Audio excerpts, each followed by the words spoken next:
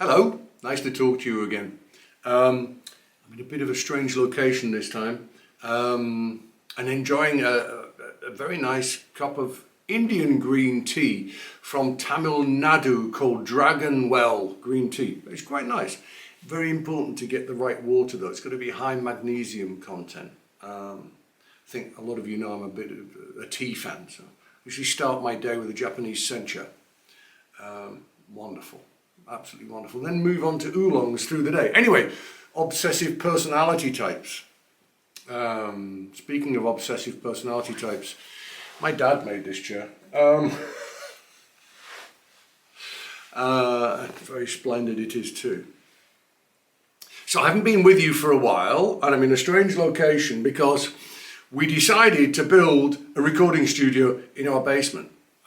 It's quite a big thing, quite a grand affair, and we got so many quotes that were beyond grand. They were enormous. They were monstrous. Welcome to Switzerland. So my wife, in her infinite wisdom, decided, let's build our own. So that's what we've been doing, and really happy with it. It should be up and running pretty soon. See, what I miss when I do these podcasts is I don't have a permanent microphone set up. We've got amazing microphone set up now. Thank you, Christian Lindberg. Thank you, Per Eglund, for your amazing advice.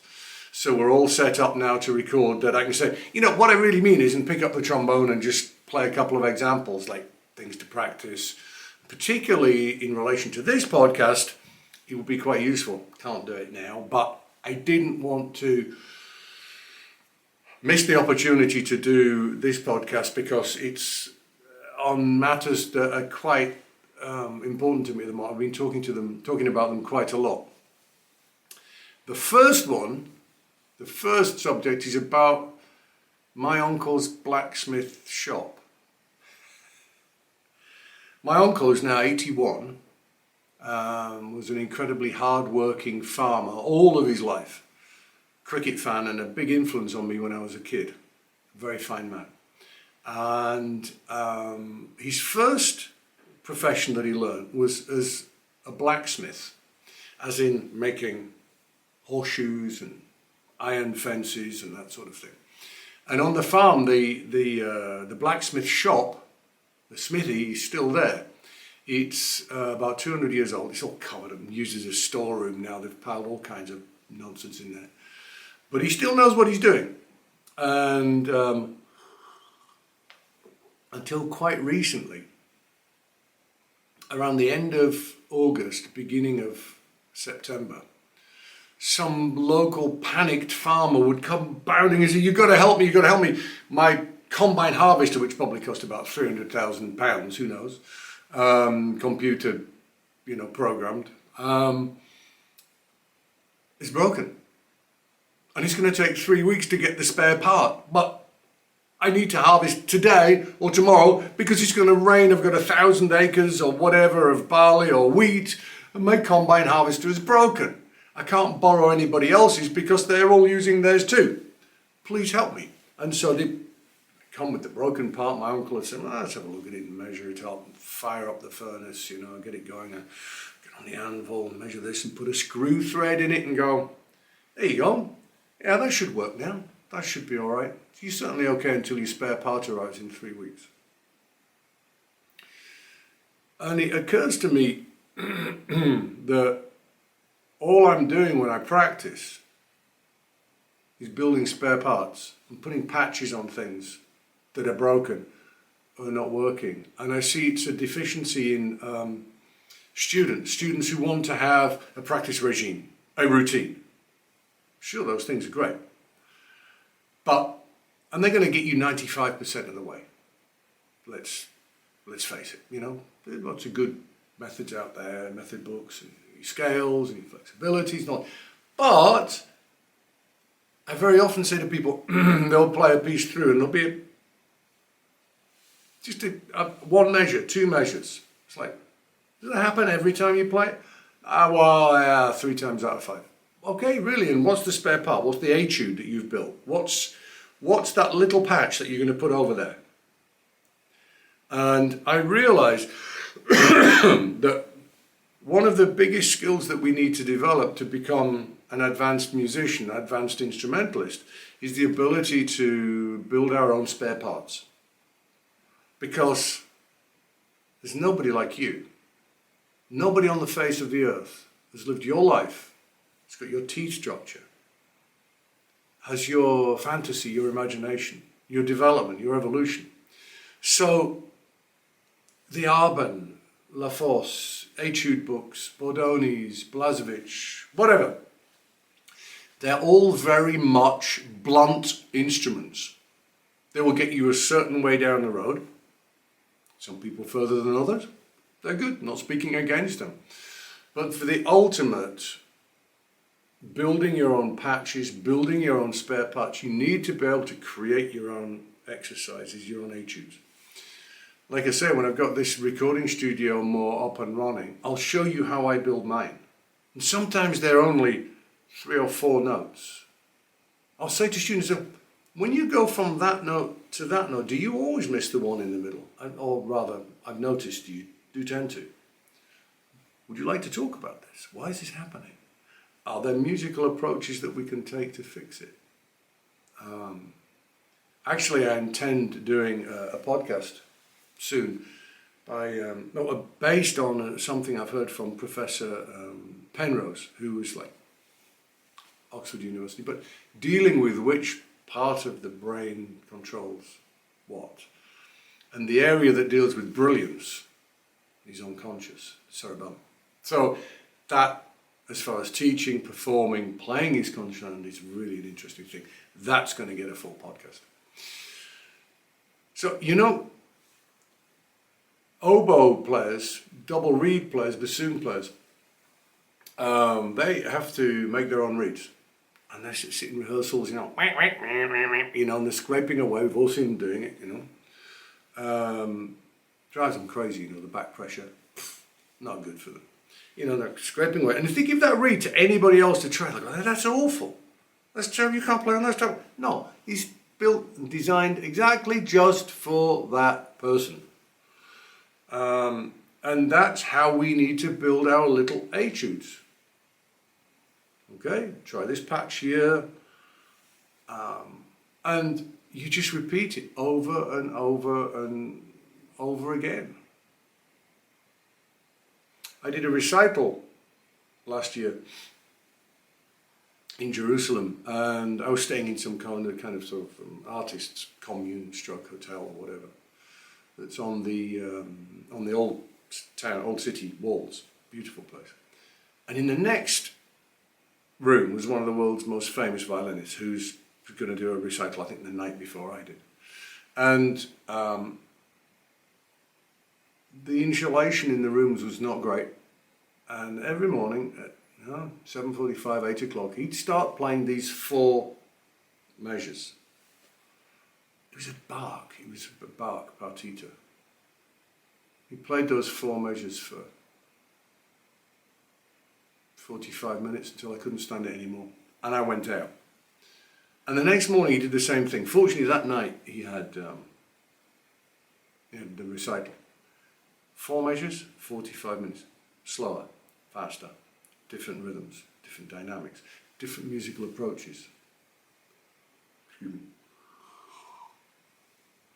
And I did a concert also last year, and I was cool with it. It was fine. I knew it was all going to be okay. But again, it was 3, 4 measures. They were going to get me. They were going to bring me down. I was going to fall on my backside. And again, my wife again said, "How can you do this?" For the 2 weeks before, all I practiced was those 4 measures. I knew that in practicing them, they were, I was going to get a reasonable amount of stamina, and I could play the rest of the program without any issues. And I just played those 4 measures over and over and over again. And there were 4 measures that maybe you wouldn't find difficult. In fact, yeah, I'm sure you wouldn't, but I did. We've all got our little Achilles heels, things that we find tough. That's why applying standard methods of practice to everybody doesn't work. You need to build the handmade spare part. And now, okay, granted, obsessive personality type, practicing 4 measures for 2 weeks is a bit extreme. And when it came to the concept, I got those 4 measures right. And I was probably the only person in the whole room who was happy about it. No one else even noticed it. But I guess that's part of reaching a high level. And so, back to the oboe, back to the double reeds, they make this, and so it works for them. Now when, let's say for example, that situation, if you're going from a low note to a high note, you got 1 in between, you always missed it. It's opening a can of worms. Why do you always miss that? What etude are we going to do? What spare part? And then it's like, do I need to change? Do I need to do a spare part, or am I doing something wrong? These are the questions that you have to ask yourself. Like when you buy a fridge, you're troubleshooting the back, My fridge is not working. Have you plugged the fridge in? Yes or no? Yes. Is it working? No. Is the light on? No. Have you turned the fridge on? No. Turn the fridge on. Is your fridge working? Yes. Those really ridiculous things like, I can't go from here to here. I'm doing an etude, I'm going to build exercise, I'm going to work on the breathing, da da da da da. Am I doing something technically wrong? I'm going to talk to my teacher. That's how it works. By the way, mentioning that thing about breathing. There's always, if you ask, standard conventional wisdom, I can't play that fast passage. I'll just keep the air going through. I'm struggling in the high register. I'll make sure the air's going through. No. That's a bit of a cop-out.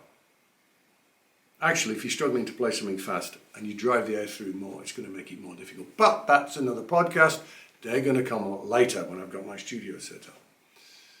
However, working on our breathing, making sure that our breathing is working when we, and then releasing, when we play, just working and releasing. If we don't have that there, if we don't have that basic setup in place, nothing else we do technically will make as big a difference as it would do if that was correct. So, level 1, I'm having trouble with my high register. Just check out my breathing okay? Is it working? Can't play fast. Just check. Flexibilities. Am I breathing okay? The first thing you think of, always. I just did, and I'm not saying I get it right. I just did a concert in a church with a couple of my very fine students, and it was to kind of resurrect an oratorio for flute, 3 trombones, percussion and choir. And it's 9 o'clock in the morning, church service. And one is reminded of how unpleasant it is to play at 9 o'clock in the morning. And it was broken into 2 halves. And I was thinking, lots of nasty entries. And I'm thinking, maybe playing in the morning is difficult. And then in the break, it was sort of like 10 minutes off before we played the next bit. I thought, how am I breathing? And then I thought, oh yeah, it's easy now, isn't it? 60 years old, I still make the same mistakes you do. So learning how to build your etudes is something. Learning how to build your little patches, learning how to build your spare parts. I'm going to go on to something now which I call building your Swiss Army knife, seeing as I am on Swiss soil at the moment. The Swiss Army knife are famous for being indestructible and very, very practical, very, very useful. You practice, you work hard, you're conscientious, you study, you listen to repertoire, you get the best information, you strive, you get a job. Woohoo! But that's only the beginning. Surviving in the job is the difficult thing. Everyone sees winning a job as being the end game, the finishing line. It's not. That's the starting. You get the honour to stand in the starting line. It's not the finish. The finish is when you retire and your playing is still healthy.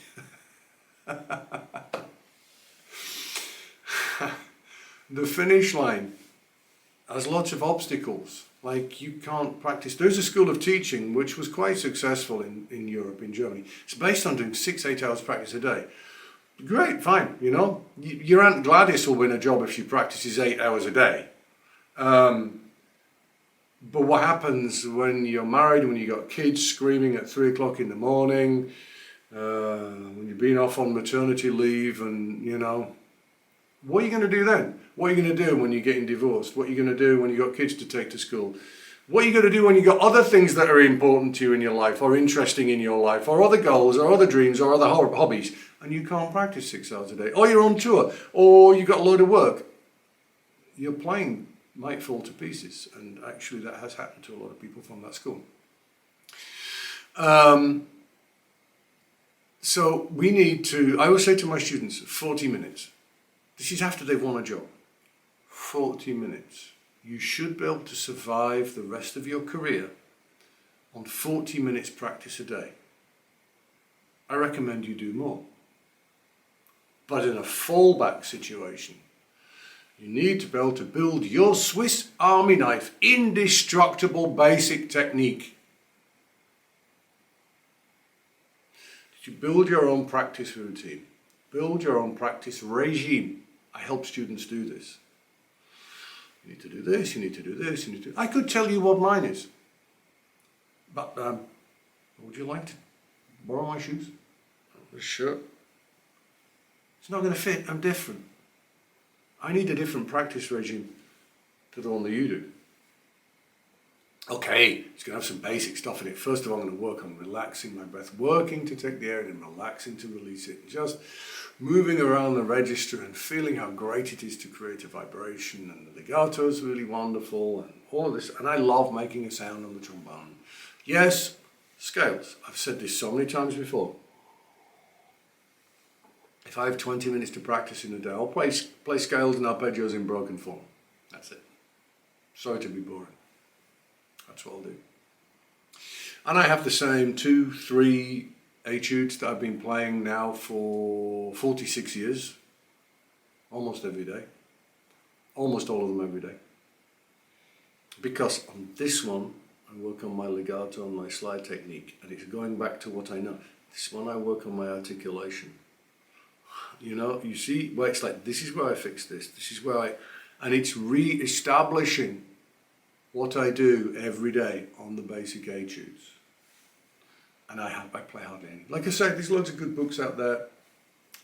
I play a very limited number. Apart from the handmade ones that I was talking about earlier, which change depending on what I'm playing. But at the moment, I haven't had much time to practice.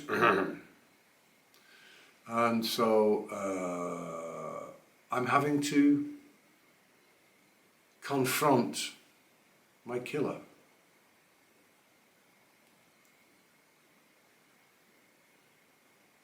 If you go and study with somebody and you think it's in this way, in this sort of education has become consumerist. I am the customer, I'll go and study with this person and this person will do this for me and teach me this and this will happen. No, you do it. We don't. We guide you. One thing money can't buy, hard work. And a smart approach. Can't buy that. You think you're going to go to someone and they're going to fix all your problems for you. Well, first of all, they aren't going to fix them. But secondly, you expect them to show you how to fix all your problems. Okay, yeah, okay, got that. Fine. But if someone turns up and presents 10 different issues that need some form of resolution, I think 8 of them go pretty quickly. And they're usually linked to one particular technical aspect that's off, out of kilter, not right. And so you're going to shoot 8 of them down pretty quickly in the first 3 months. 3 to 6 months. And then after that, there's one that's going to be a bit sticky, but it'll get better. But there's one that ain't going anywhere. You're never going to fix it. It's never going to go. And that's the same with everybody. You name me your trombone player of choice, I'll tell you what they're fighting with for the rest of their life. We all have it. Mine is the embouchure break. I have an embouchure break. That's my killer. If I don't deal with that on a daily basis, it's going to get me. And I hear so often professional players coming to me and saying, oh, I've got problems, I can't play, I've got time off, and and I've got time off to fix things, and I know I never used to think about it, and it was fine, and then it stopped working, and in some cases, like, that was always there, you just came and got you in the end. And so when you're building your Swiss Army knife, it's important to realize these are the ones I need for basic maintenance. These are the ones to remind me of how I play the trombone. These are the ones how I cover my basics, and this is the one that I need to look at every day, otherwise it's going to come and get me. We all have it. Don't worry, we all have it. Hate to break it to you, it ain't going anywhere. It's going to be there. And I think that's the beauty. I think that's the lovely thing about playing the trombone. I think if it was all totally easy, I think we'd find it boring. You know, that challenge of the little bit of danger when you do a concert. My son, bless him, 11, just played his first concert last night. Played some difficult stuff. First time he'd ever played. Lots of other good young players playing, and quite a big audience. And it was interesting to see him confront danger for the first time. And last night he was kind of a little bit like, what the heck happened? And this morning was kind of like, yeah, that was pretty dangerous. That was quite cool, So then it's like, now you see how you have to practice to cover those, make sure it's not as dangerous,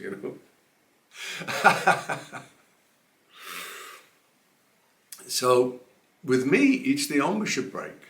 And if you don't know what an embouchure break is, don't find out. You don't need one.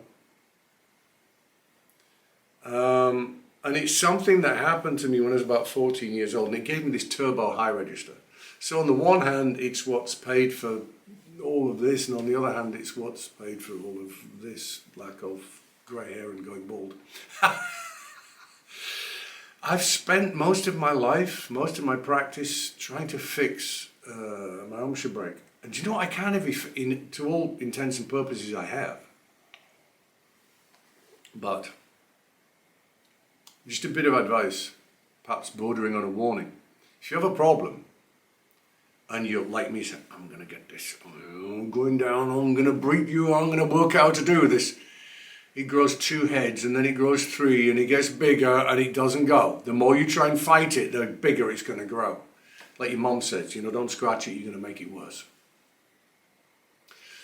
So with me now, the attitude that I take, and I encourage with my students is, you're there, I know you're there, I know you're going to be there, I accept you. Part of my life, I'm not going to try and kill you, I'm just going to try and, pflegen is the German word, I'm just going to try and care for you every day. Make sure that you're where you should be, and I'm where I should be, not letting the danger grow too close to you. And that's really advice for professional players. Recognize your killer and don't let it grow too close to you. But of course, within that, we have to work out which is the Achilles heel. I'm just going to put my cup down. And so that you do in combination with a teacher. By the way, just going back, I was made aware recently of somebody who teaches embouchure breaks. In fact, gave a lecture on how to use 5 different embouchures. That guy is either very foolish or an absolute utter genius.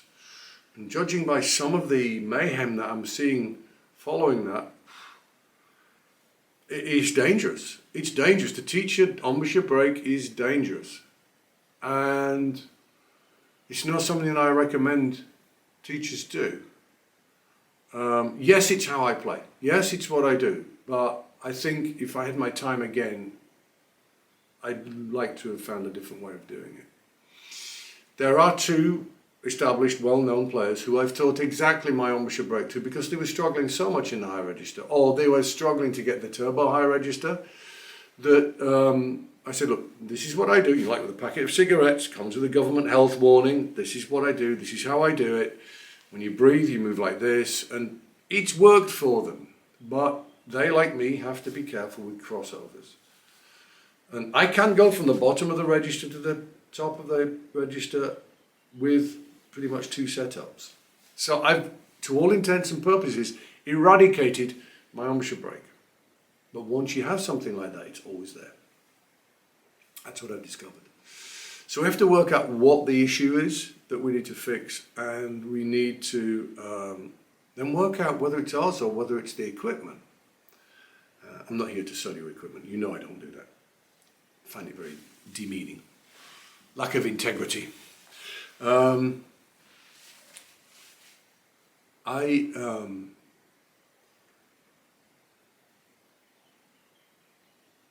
going to talk about Christian Griego. And Christian had lessons with me 27 years ago. He played well. I don't think anybody, least of all Christian, realised which direction his life was going to go in at that point. And obsessive personality type, fascinated with everything, wants to know how it all works.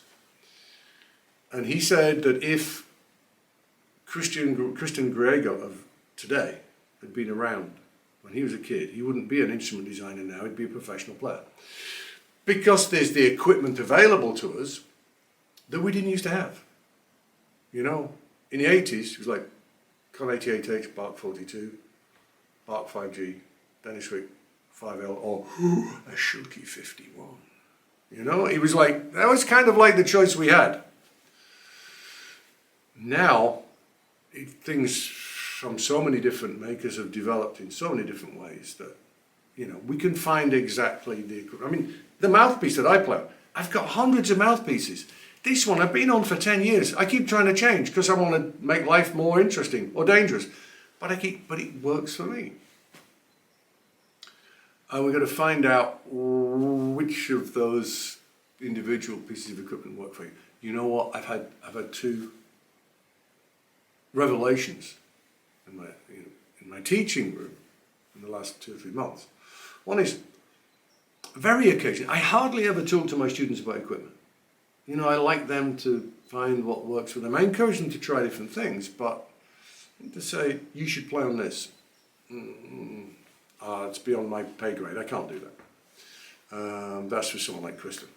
And every now and then it's like, I've tried this, and it's not working. I get a box of mouthpieces out, and it's kind of like a broad spectrum of different pieces of equipment. Try this. No. Try it. Oof, no. Well, that's not so bad. Try this. And then there was one person played, like, what? That one? You just, wow. It's an instrument, it's a mouthpiece, but I think it's a design fault. It doesn't work.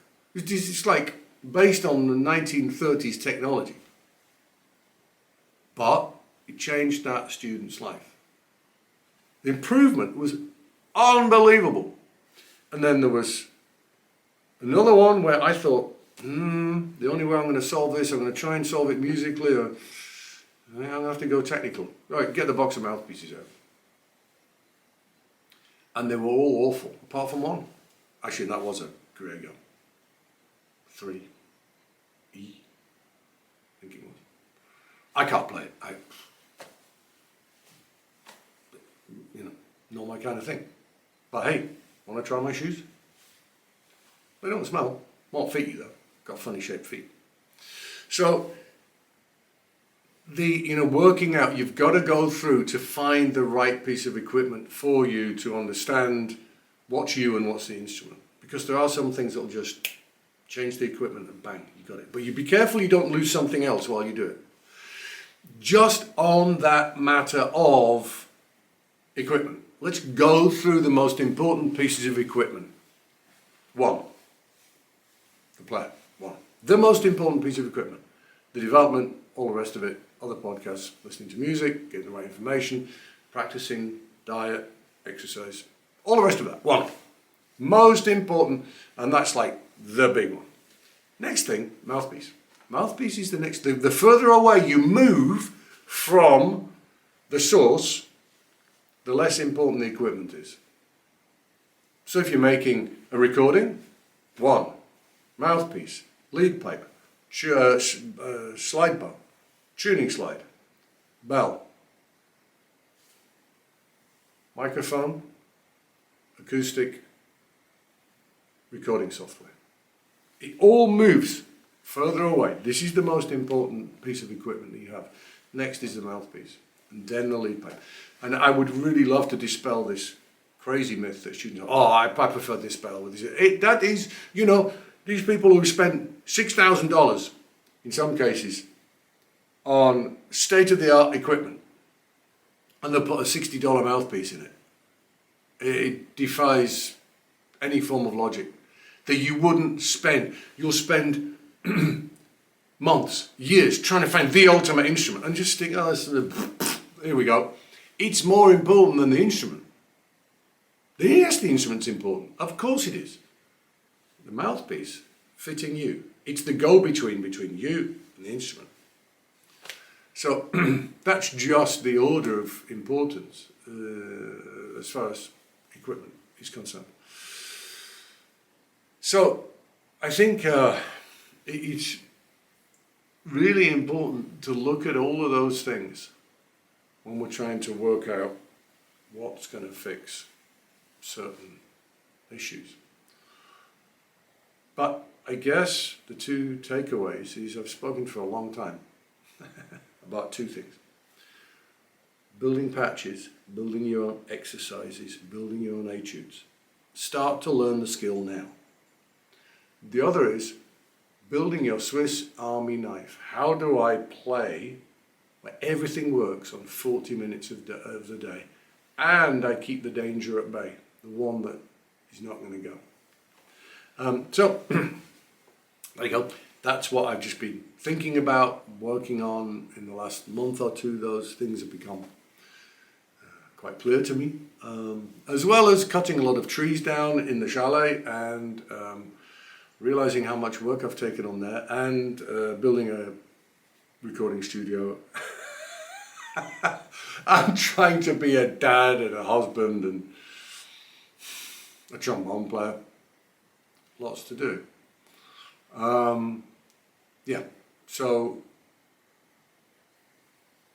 podcast coming up on how the brain works when we play from a very amateur perspective. And lots of playing stuff. Going to do some recordings. That should be happening in the next 2 or 3 weeks. So I better practice. And more videos like this, but I'm going to be picking up the trombone. And anyway, nice to talk to you all again. Hope that was of some use.